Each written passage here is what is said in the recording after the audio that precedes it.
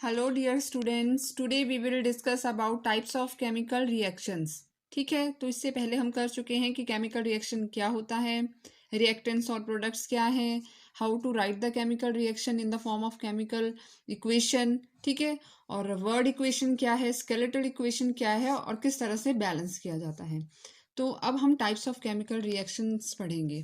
So on the basis of energy change, on the basis of energy change जो chemical reaction होते हैं वो two types के हैं, एक्सोथर्मिक एंड एंडोथर्मिक। ठीक है, मतलब कि जो केमिकल रिएक्शन हो रहा है उसमें एनर्जी रिलीज हो रही है या एनर्जी एब्जॉर्ब हो रही है। ठीक है, तो जो एक्सोथर्मिक होते हैं, एक्सो मतलब बाहर छोड़ना, रिलीज करना, और एंडो का मतलब होता है एब्जॉर्ब करना। तो सबसे पहले एक्सोथर्मिक रिएक्शंस देख लेते हैं। तो नाम से ही पता लग रहा है, thermic word is related with heat. ठीक है, जहां भी आपको थर्मल या थर्मिक वर्ड आएगा वो हीट से रिलेटेड है।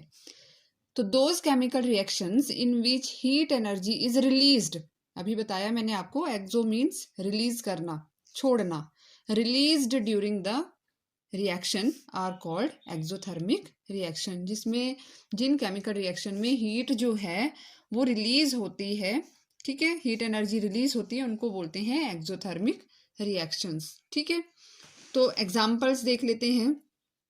तो एग्जांपल्स में सबसे पहले कल भी एक एग्जांपल मैंने आपको बताया था। ठीक है, कैल्शियम ऑक्साइड। कैल्शियम ऑक्साइड का क्या नाम है, क्या बोलते हैं इसको, ये तो केमिकल नेम है ना, क्विक लाइम। ठीक है, चूना जो होता है, क्विक लाइम को जब वाटर में डिसॉल्व करते हैं तो स्लेक्ड लाइम बनता है। स्लेक्ड लाइम का केमिकल नेम क्या है, कैल्शियम हाइड्रो ऑक्साइड। ठीक है, केमिकल नेम और फॉर्मूले बहुत इंपॉर्टेंट हैं, और इसका फॉर्मूला क्या है, CaOH2। ठीक है, OH क्या है, हाइड्रोक्सिल आयन। ठीक है, तो calcium hydro oxide plus heat. Plus heat क्यों लिखा है, क्योंकि जब ये केमिकल रिएक्शन होता है, जब क्विक लाइम और वाटर जो है वो रिएक्ट करते हैं तो चूना पानी बनता है, जिसका फॉर्मूला है कैल्शियम हाइड्रोक्साइड, स्लेक्ड लाइम उसको बोलते हैं। और बहुत सारी हीट निकलती है बाहर। अगर हम जिसमें ये जो क्विक लाइम है और वाटर है, जिस बकेट में डिसॉल्व किया हो और उसको बाहर से अगर हम हाथ लगाएं तो वो बहुत गर्म हो जाती है। क्यों, क्योंकि हीट रिलीज हुई वहाँ। ठीक है, तो ये जो रिएक्शन है ये एक्सोथर्मिक है। ठीक है, इसी तरह से मैग्नीशियम। ठीक है, मैग्नीशियम इज मेटल।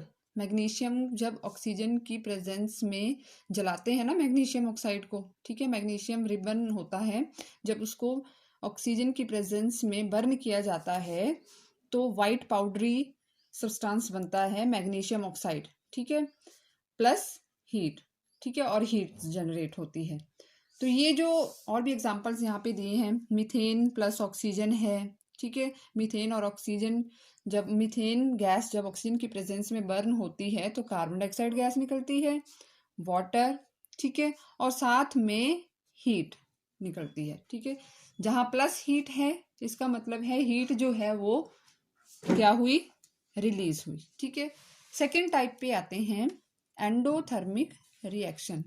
तो बच्चे एंडोथर्मिक रिएक्शंस क्या होते हैं, एंडो मतलब required, absorb, those chemical reactions in which heat energy is required to carry out the reactions on or to initiate the reaction। ऐसे केमिकल रिएक्शंस जिनमें हीट एनर्जी की ज़रूरत होती है, मतलब उस केमिकल रिएक्शन को करने के लिए हीट एनर्जी रिक्वायर्ड है, उनको बोलते हैं एंडोथर्मिक रिएक्शंस। ठीक है, तो एंडोथर्मिक रिएक्शन के एग्जाम्पल देख लेते हैं। Calcium carbonate. कैल्शियम कार्बोनेट जिसका कॉमन नेम है लाइम स्टोन, मार्बल जो होता है। ठीक है, मार्बल का फॉर्मूला है ये कैल्शियम कार्बोनेट सॉलिड।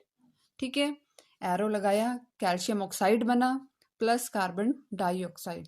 ये जो ऊपर आपको ट्राइंगुलर सा साइन नजर आ रहा है, ठीक है, एरो के ऊपर, इसका क्या बताया था मैंने आपको कि इसका मतलब होता है हीट। ठीक है, क्या है, हीट। इस साइन का मतलब है हीट, और एरो के ऊपर हीट लिखा गया है, इसका मतलब है कि कैल्शियम कार्बोनेट जो है ये डिकम्पोज हुआ, लेकिन इसको डिकम्पोज करने में क्या चाहिए, हीट चाहिए। ठीक है, हीट की जरूरत है। तो और कैल्शियम ऑक्साइड और कार्बन डाइऑक्साइड में ये टूट गया। ठीक है, तो क्योंकि इस केमिकल रिएक्शन को होने के लिए हीट रिक्वायर्ड है, तो ये एग्जाम्पल है एंडोथर्मिक रिएक्शन का। ठीक है बेटा, तो इस तरह से और भी एग्जाम्पल्स हैं। फेरस सल्फेट, ठीक है, फेरस सल्फेट जो है सॉलिड ग्रीन कलर का होता है। ठीक है, तो इसको भी डिकम्पोज जब ये होता है तो हीट की ज़रूरत होती है। ठीक है, और ये बन जाता है ferric oxide plus sulphur dioxide gas release होती है और साथ में सल्फर ट्राईऑक्साइड गैस भी रिलीज होती है। तो ये जो केमिकल रिएक्शन है it is also example of endothermic reaction, क्योंकि ये रिएक्शन भी तब होगा जब हीट जो है सप्लाई होगी, मतलब हीट लेगा ये। ठीक है, जो ये केमिकल है या ये कंपाउंड है, जब ये हीट एब्जॉर्ब करेगा तो ये केमिकल रिएक्शन होगा। ठीक है, तो ये जो आपको दो टाइप बताई ये थी ऑन द बेसिस ऑफ, किसके बेसिस पे, एनर्जी चेंज। ठीक है, अब जो आगे हम टाइप्स ऑफ केमिकल रिएक्शन पढ़ेंगे वो पढ़ेंगे on the basis of nature of reaction. ठीक है, कि रिएक्शन जो है वो किस टाइप का है, नेचर ऑफ रिएक्शन कैसा है, मतलब कि कोई कंपाउंड जो है या एलिमेंट्स हैं वो कंबाइन कर रहे हैं कि टूट रहे हैं। ठीक है, किस तरह का रिएक्शन है वो, तो इसके बेसिस पे हम पढ़ेंगे, ये बहुत इंपॉर्टेंट हैं। ठीक है, तो अभी मैं आपको नेम बताती हूँ इनके। ठीक है, पहले इनको पढ़िए आप।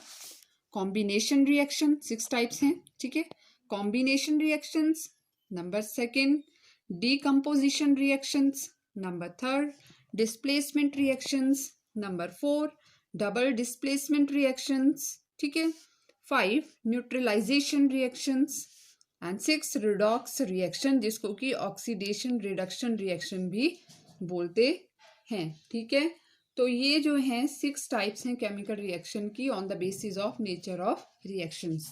ठीक है, तो अभी आप जो है एनर्जी चेंजेस पे, on the basis of energy change जो आपको 2 टाइप्स बताई उसके एग्जांपल्स देखिए। ठीक है, अच्छे से ऑब्जर्व कीजिए और उन एग्जांपल्स को समझिए। ठीक है, और उसके बाद हम ये जो है बेटा टाइप्स ऑफ केमिकल रिएक्शन ये स्टडी करेंगे 1 बाय 1, और इसके साथ साथ जो इससे रिलेटेड क्वेश्चंस होते हैं बुक में दिए हुए हैं। ठीक है, एनसीईआरटी के हैं या जो बोर्ड क्लासेस में आए हुए हैं, शॉर्ट हैं, वेरी शॉर्ट हैं, उनको स्टडी कीजिए।